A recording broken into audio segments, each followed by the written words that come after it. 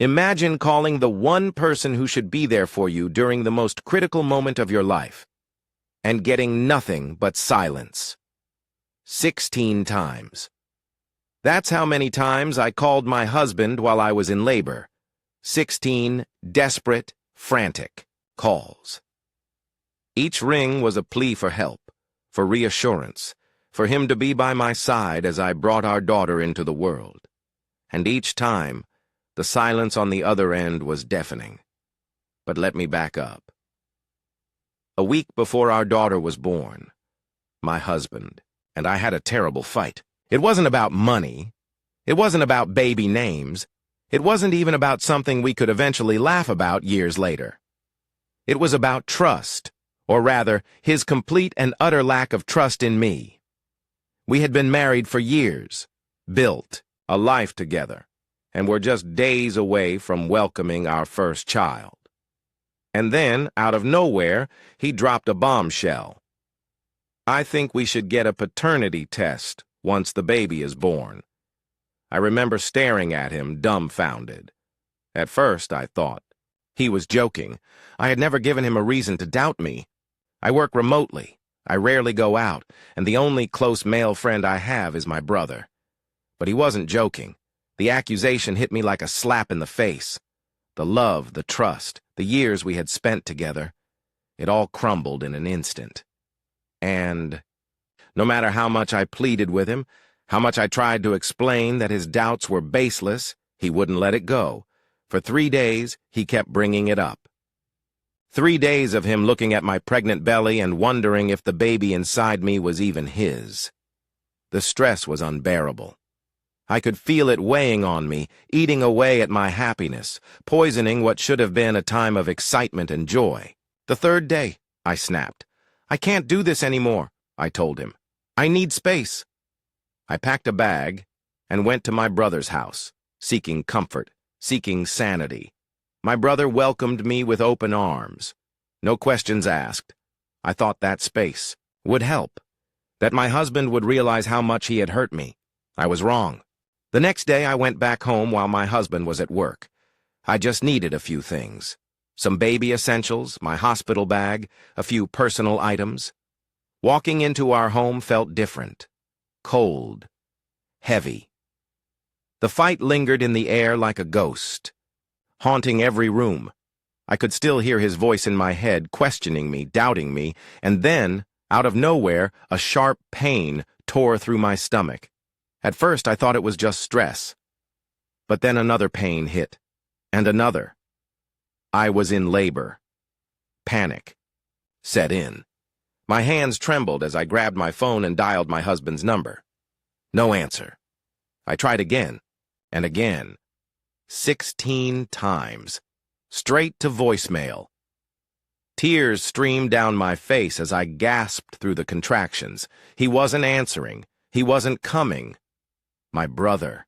I needed my brother. I called him, and the moment he picked up, I could hear the urgency in his voice. I'm on my way, he said. Just hold on. He called my husband over and over as he drove, but there was still no answer. The silence from my husband was louder than any words he could have spoken. I needed him, and he wasn't there. The ride to the hospital was pure chaos. My body was betraying me, each contraction a brutal reminder that I was running out of time. I gritted my teeth, gripping the door handle so hard my knuckles turned white. My brother, usually calm and collected, was frantic, stealing panicked glances at me as he weaved through traffic. Just hold on, okay? We're almost there. But we weren't. A sudden unbearable pressure slammed through my body. I gasped, my nails digging into the seat. The realization hit me like a freight train. I wasn't going to make it to the hospital. Jake. My voice broke. The baby's coming. Now! He nearly swerved off the road. What? No, just hold on. I can't. His wife, a nurse, was still on the phone, her voice sharp and controlled. Jake, pull over, now! The car screeched to a stop on the side of the road, headlights, from passing cars flashing like strobes through the windows. My heart pounded wildly in my chest. This wasn't how it was supposed to happen. I was supposed to be in a hospital, surrounded by doctors, with my husband holding my hand. Instead, I was here, in the back seat of my brother's car, and I was giving birth. The pain was indescribable. It wasn't just pain, it was fire. It was splitting apart at the seams. It was every nerve in my body screaming at once. My brother, hands shaking, tried to do everything his wife instructed over the phone. Okay, I've got you. Just breathe. I can't. Yes, you can. And then a cry. A tiny, fragile wail filled the car, piercing through the chaos like a beacon of hope. My daughter. My perfect, beautiful daughter. Jake let out a ragged breath, his voice cracking. She's here. She's here. But something was wrong. The world tilted, everything blurred. My body felt wrong. I was cold. So cold. Jake, something's wrong. My voice was barely a whisper. Blood. So much blood. His wife was yelling through the phone. My brother was swearing under his breath, his hands pressing down on my stomach, trying to stop the bleeding. Stay with me, okay? Just stay with me. The last thing I remember before blacking out was my daughter's tiny cry, and then nothing. I woke up to the steady beeping of hospital monitors. My body felt heavy, like I was sinking into the mattress. A dull, numb ache throbbed deep inside me. I blinked slowly, my vision adjusting to the sterile white walls of the hospital room. And then I saw him. Jake.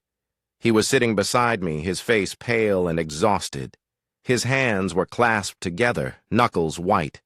The moment he saw me stir, his shoulders sagged with relief. "You're awake," he said softly. Memories crashed into me like a tidal wave. The birth, the pain, the blood, the silence from my husband. "The baby?" I croaked. Jake's expression softened. "She's perfect." Relief washed over me, but it was quickly drowned out by another realization. He never came.